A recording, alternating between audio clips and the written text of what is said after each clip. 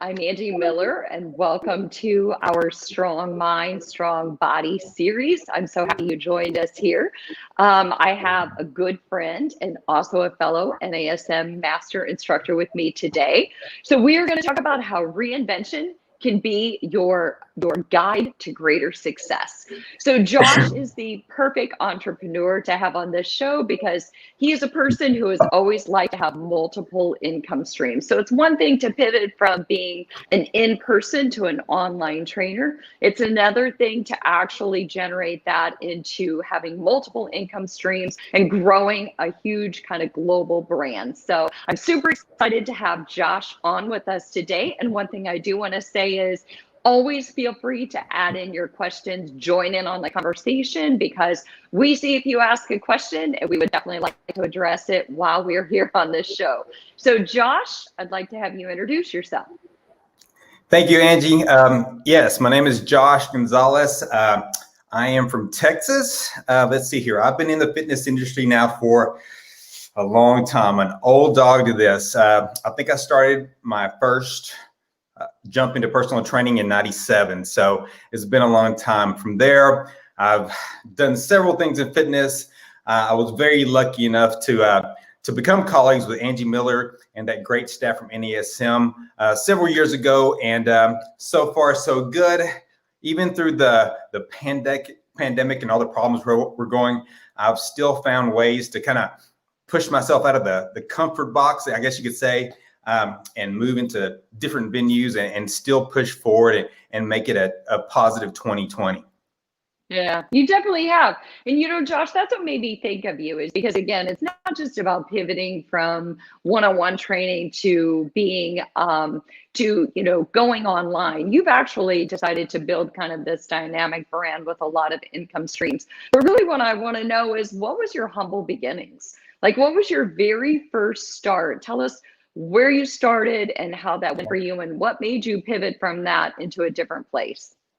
Well, when I was going to school back in '96, '97, it's kind of when physical therapy really was taking on a very good role in as far as a good career.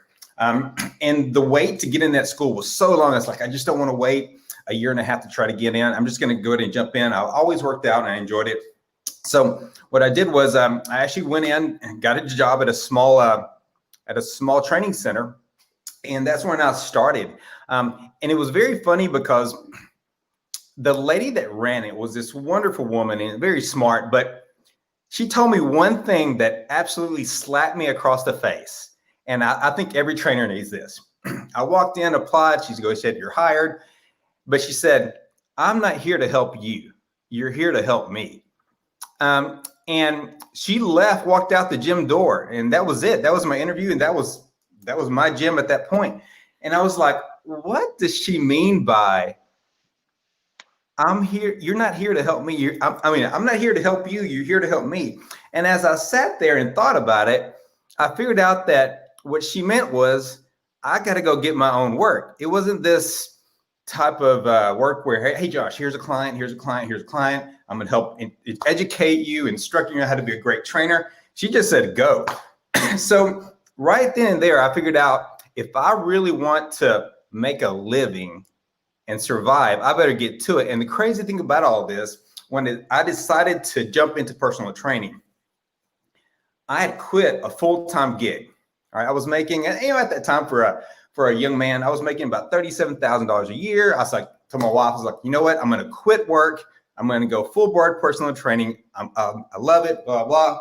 And then I got hit with that. So I had to quickly figure out that I need to hustle in order to make it. So that was my very first venue in '97, point blank, slap to the face. And that slap to the face made me learn how to hustle business and do what I do well. Yeah, I actually love that, because you know what, there's a lot of words. You're humble, but you also are really good at a hustle.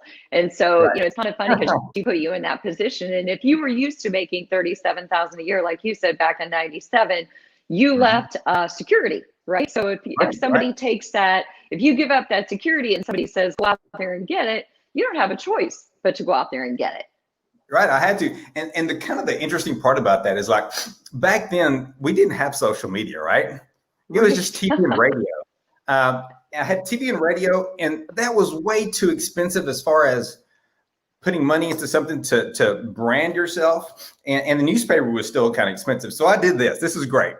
So you young trainers that are listening to this, there used to be this thing called a phone book, right? Remember that thing called phone book, Angie? It was a phone book. It was this, I used to hit people across with this thing, right? So I would take it and I would start my day. And the crazy thing about it, she never even said, hey, you need to be here at this time to this time. Nothing. She just said, you're hired. Come from work. So I got there 8 to 5. That's a normal work day, right? I just got there 8 to 5. It's like, what would you like me to do? She says, I'm leaving. I'll be back later. I was like, okay. So as I sat there, it's like, I guess I need to hustle and get work. So I got the phone book out. I licked my lips, finger, and I stuck my finger in that phone book, and I just flipped it open, and I put my finger on a number. Whatever number that was, I called. I said, hey, how are you? I'm trying to reach Mr. So-and-so. My name is Josh Gonzalez. I'm a new personal trainer in town. Click. Right? They hung up on me. Try again. So I did it over it all day, right? But finally, that one day, I got one client. I got that one client, and I said, hey, I'm such and such. I said, I am offering one free personal training session if you buy one. And they took it. They took that one training session. And from there, I was able to book several sessions. And from that one client and me going back to that phone book on a daily measure, I was able to actually go full time in less than 6 months. And for a new personal trainer in 6 months to go from 0 clients to full, 30 to 32 hours of PT work, that's fantastic, right? It's fantastic. Oh, for sure. So just doing that hustle of getting on the phone and calling, it did 2 things for me. It made me hustle, but actually made me learn how to sell. And as Angie, you know this, is that as a new personal trainer that comes into the market, they come in with this enjoyment of, hey, I want to share this wonderful thing of fitness. I love doing it. I love people. I want to be able to teach and educate. But the one thing they don't realize is that there is a huge backside to personal training. You got to be a great marketer. You got to be even better salesman. You got to be a therapist like yourself there. You got to be able to listen and be conscious of what they're telling you. And then you got to be able to provide results. You can't be that one trainer that just listens and they're saying, hey, I want to lose weight. And then all of a sudden you forget about telling them about diet. You're not listening at that point. So by doing that, it made me really become a good personal trainer at an early age. Yeah, absolutely. Because when I think about hustle, I also think about, you got hungry. You are hungry, not just for clients and not just for revenue, but you are hungry to be a success.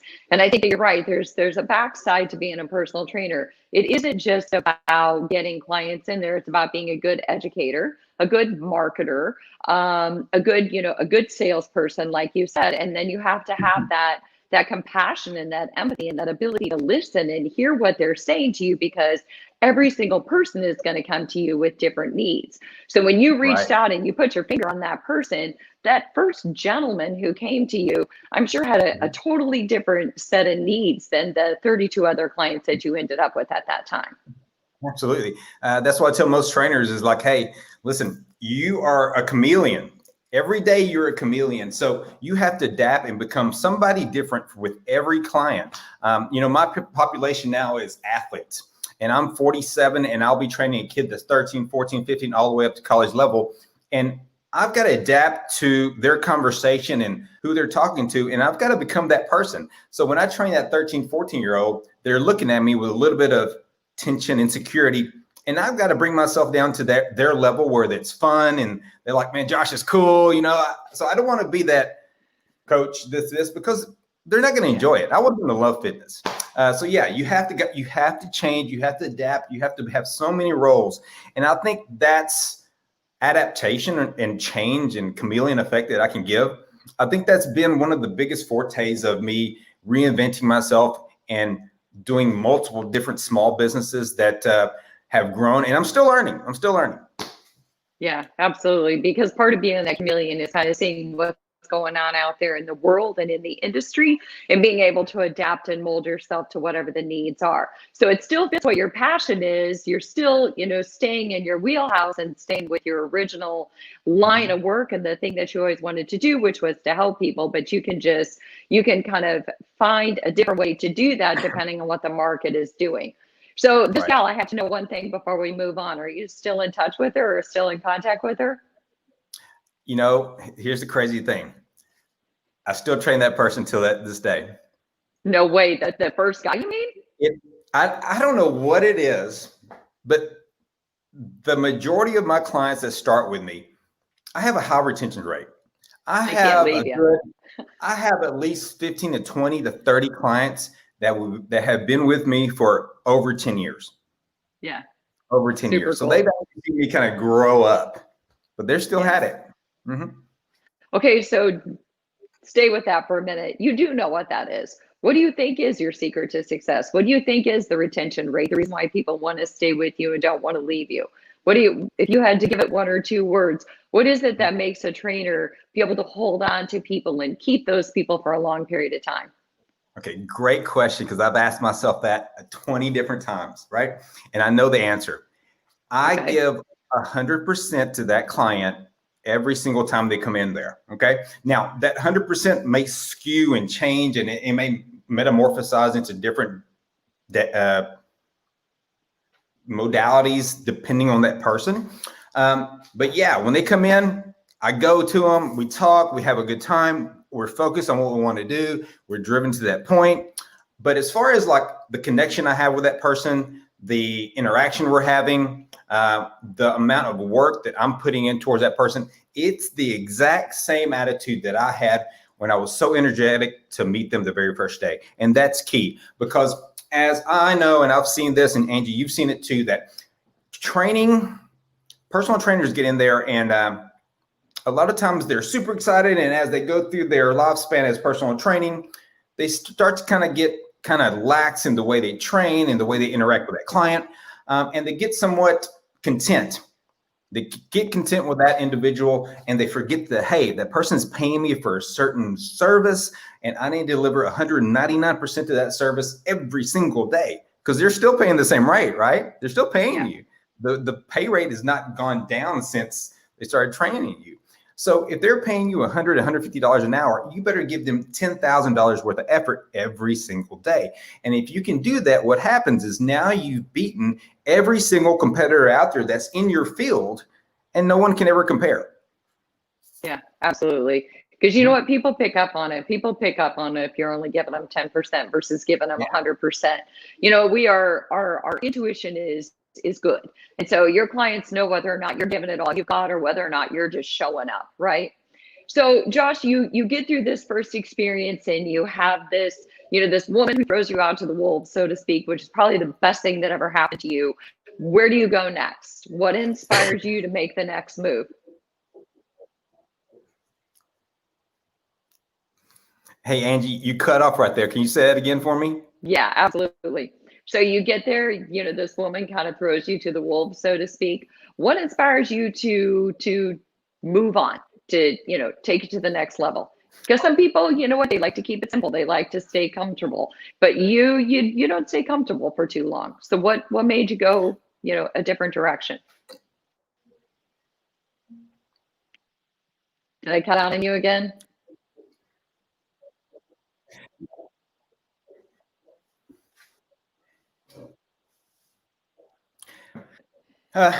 You know what? I think that's me. I think that's my personality. So when things begin to normalize and get streamlined and everything is going great, I get bored. I get upset. I get almost semi-depressed. So let's say my business is doing great. Everything's in place. Things are going normal. I'm going through my daily habitual workouts with clients. Business is going well. My classes are doing good. All my sales are good. If that stays normal, I somewhat get depressed.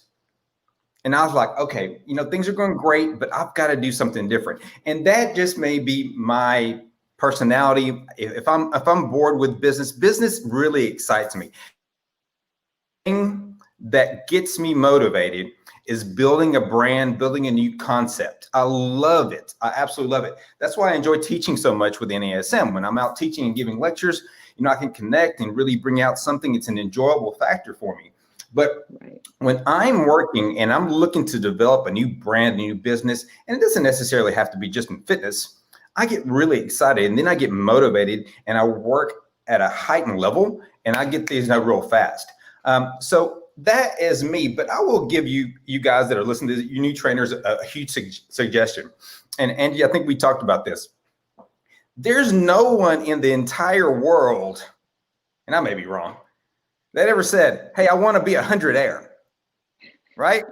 That nobody ever says that. I don't want to be 100 air, okay? With one-on-one personal training, you will eventually get to the point where your income stops. It cannot go any higher. Why? Because you can't work enough hours in the day. You may be completely stacked. There are people outside of you that are wanting to meet with you, but you know what? You just don't have time for them. And that happened to me at one time. So the first time that I noticed I needed to change and develop a new system was early on in my career. So I think it was after about 1 year of training in that ladies' center, I was completely stacked from 5 a.m. to 6 p.m. with clients. But what happened, there was a good buzz going around town. Hey, you guys have met Josh. He's super cool, good results. He's a great trainer, blah, blah, blah. So I started having lots of calls about, Josh, can I meet with you? Absolutely. Do you have that 5 p.m. spot? Sorry, it's already been taken. So I started turning away a lot of clients that wanted to train with me. Okay, that's something that I think is very common with many trainers. So I could have said, too bad, I'm done, or I revamped. So in most training centers, now mine may be different. In most training centers, you can't say, hey, I'm going to sublease my clients to other trainers. You have to go somewhere else. You have to spin off. So in order for me to double, triple my revenue, I had to leave that fitness center. I had to leave. I had to go. So I was fortunate enough to make a contract with the local country club to start my own first small center. And that worked fantastic.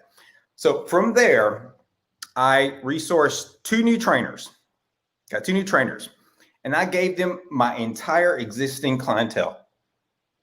Who does that, right? I was like, I'm going to give you all my clientele and I'm going to restart. So then I guess my second revenue stream was, my first one was I had to brand my name. Okay. In about a year, I branded my name. People knew who I was in town. Things were going great. I brought in 2 instructors that I gave my clients to. And then my second business was to brand their name underneath my overall my name. I don't know what you call it. So my job then was to make sure that they had a lot of clients and they went full time. So I got a cut of every one of their clients. So I took a big pay cut, but in less than 6 months, I was back to where I was with an empty load. Makes sense, right? Well, and actually, Josh, knowing your personality, that's kind of where you like to be. I think that giving all your clients away not only empowered you to build your brand by building people underneath you, but it also really resonates with what you love to do, which is to take on a big chunk of challenge. And so giving your clients away made you reprove yourself out there in the market and see if you still had it, so to speak, and see if you could build from scratch. And you already said that's so much of what drives you. And people like you and I are super driven by a challenge. So you giving away your client load not only enabled you to get that brand bigger, but it gave you what you thrive off of the most, which is that challenge, right? Right. And it was a great way to prove myself. It's like, hey, now I can make more money. I can help build other trainers up, teach them a system, and not turn people away.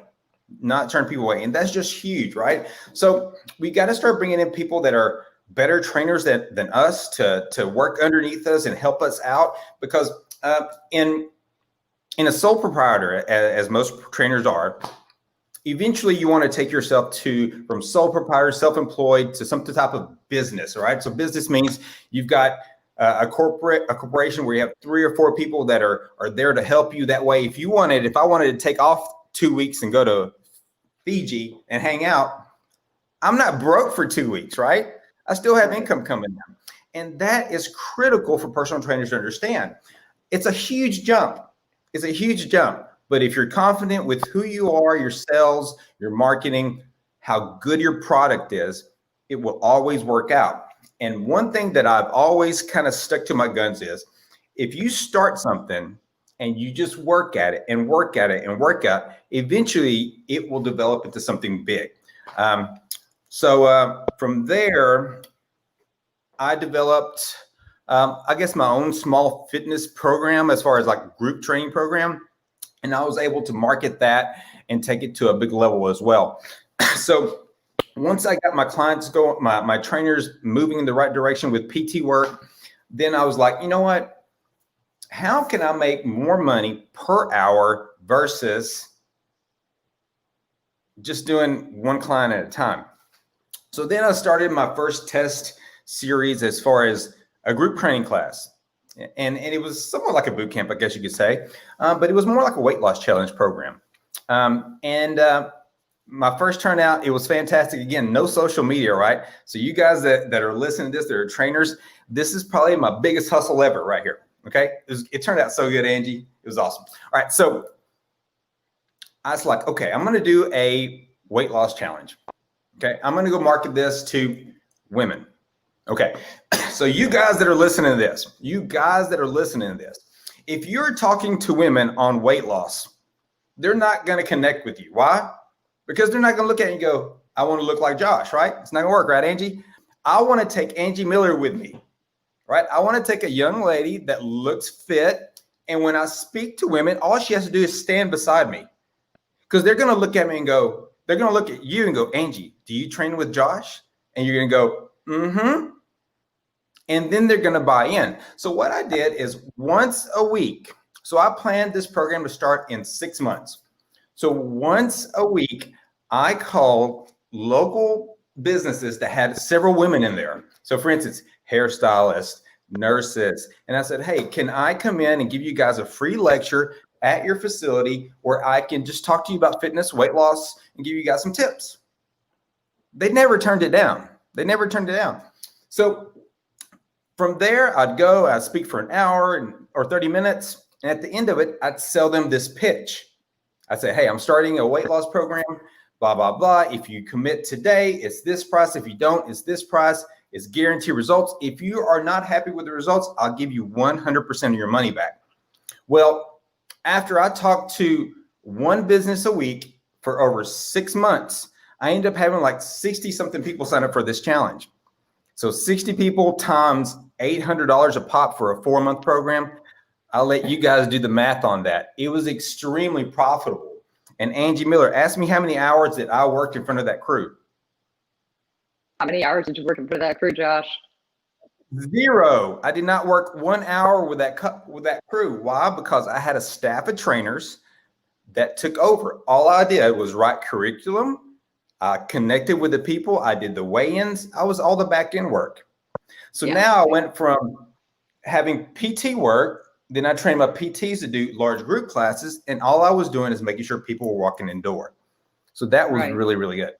Mm-hmm. So, that's the thing. You do what you do best, which is business development, right? You were a great trainer and you knew you were a great trainer, but any great trainer wants to grow what they do. Any great trainer wants to share more of what they do with more people. That's what drives your success. So you took that brand and you handed it to other people and fostered their success under your name. So I can't think of a better way to get your name out there and to help more people. So, that's pretty powerful. But I have to ask you something.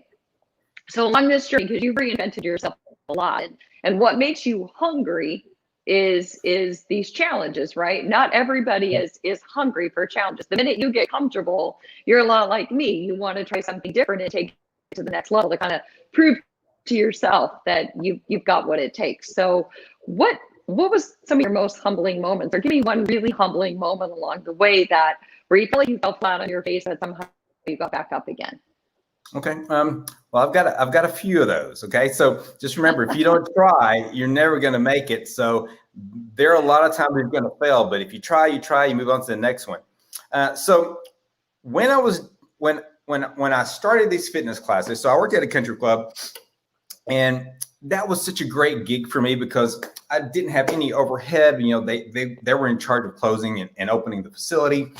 But when things were going great, I was making great money. It was easy management. They told me to leave. They said, Josh, we have bad news for you. The facility just got purchased by a new owner, and they do not want fitness incorporated into their country club. They want to go back to the old school ways. You have 3 months to get out. So when they told me that, I was like, dang, what am I going to do? I've got a mortgage. I've got a family. What am I going to do? Am I going to go expensive back? taste. Right, exactly. What am I going to do? You don't know me that well. So what am I going to do? What am I going to do?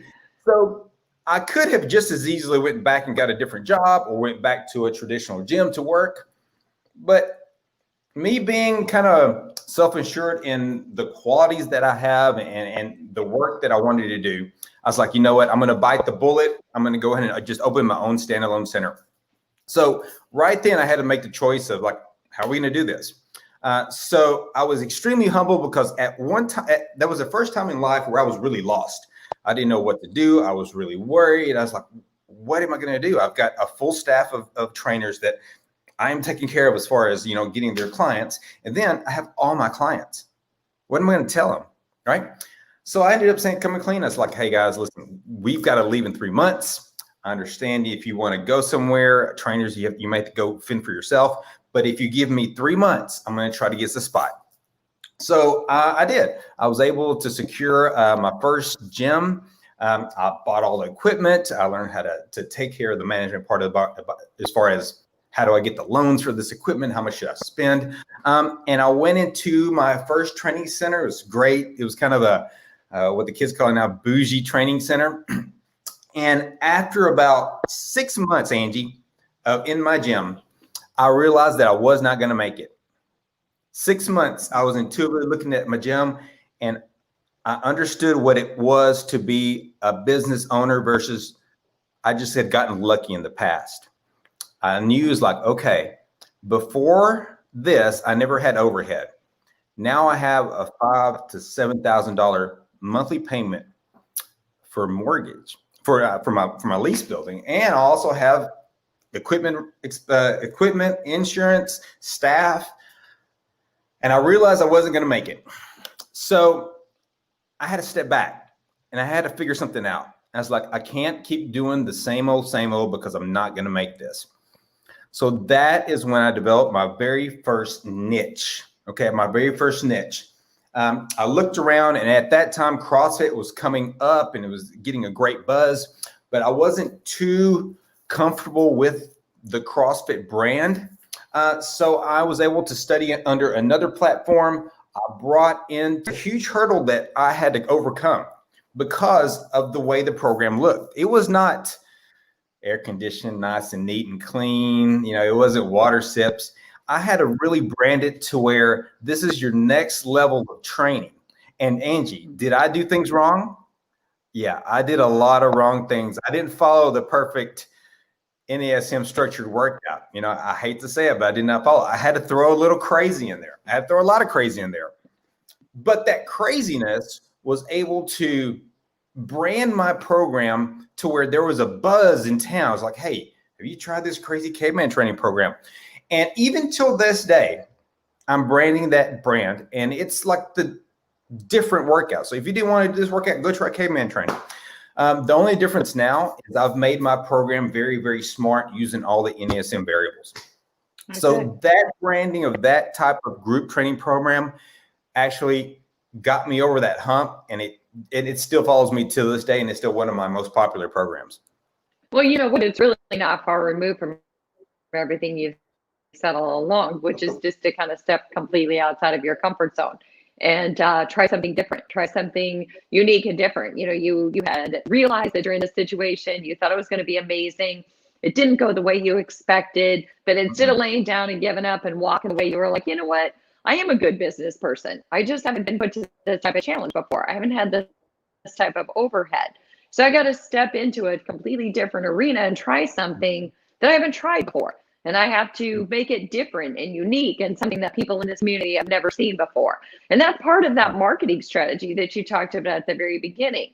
Train yourself to be good at being that chameleon, knowing what's in their market, but more importantly, knowing what's not in their market. Right. Knowing what no one's ever done before, what people are missing, and then finding that space and saying, I can fit in there. I can find a way to get in there and make something of something that these people have never seen before. Right. So that was, I guess, if we're calling this reinvention, that was my third or fourth reinvention, from personal trainer to personal trainer manager, from personal trainer manager to beginning of group training, and now to branding a group training program to where it's successful and going nationwide. And from there, Angie Miller, I guess another big mistake that I had was I was thinking, all right, I'm good. I got this figured out. Let's go to a different city. So I opened my second gym in another city. Okay. And this is where I learned an extremely valuable tool and very important tool, is that when you're a personal trainer and everybody loves you, you can't be in two places at one time. You just cannot do it. So my second gym, for the first 2 years, I was there every day. I was working, I don't know how many hours I was working. It was so much workload. My wife and I were just tag teaming both centers, and it was going great. But just like, when people find you entertaining and they like who you are, they want to walk in the door and go, where's Josh? I want Josh to coach me. I want Josh to do this, right? They love my type of style of training. So that gym, even though it was successful, it ended up failing for me. It ended up failing for me because, one, I got really tired. I got really tired of being in two spots. I got tired of the late days. I was working 16 to 18-hour days, and that is very hard to keep up. So I brought in other people to try to emulate what I do, and it just didn't work out. So luckily, I was able to sell that gym, and those people took it over, and I think it's doing well. But I learned a very valuable lesson in, I guess you can call it multiple gyms or franchising, that now I have passed on to my newest venture, the Push Code. And I think I've got it figured out. I think I got it figured out. All right. So what is it? All right. So it's called scalability. All right. So scalability is one of the most important terms in business. You got to be able to have something that is written 1, 2, 3, 4, 5 if you want to grow, and you need to be able to take that product, take it to a different town, and implement those same steps and let it grow. And it can do the exact same thing. So what I did with the Push Code was I was able to develop a fantastic workout program that doesn't require my coaching for it to perform well. Yeah. So this is something that I sat and when I was developing this program, I was like, okay, I told my coach, I said, listen, when we develop this program, I don't want any stars. I don't want any stars. I don't want the 5:00 p.m. class taught by me to be the most popular class. I don't want that, because if I want to go on vacation or if I don't want to work anymore that week, that class attendance is going to do what, Angie? It's going to drop, right? It's going to drop.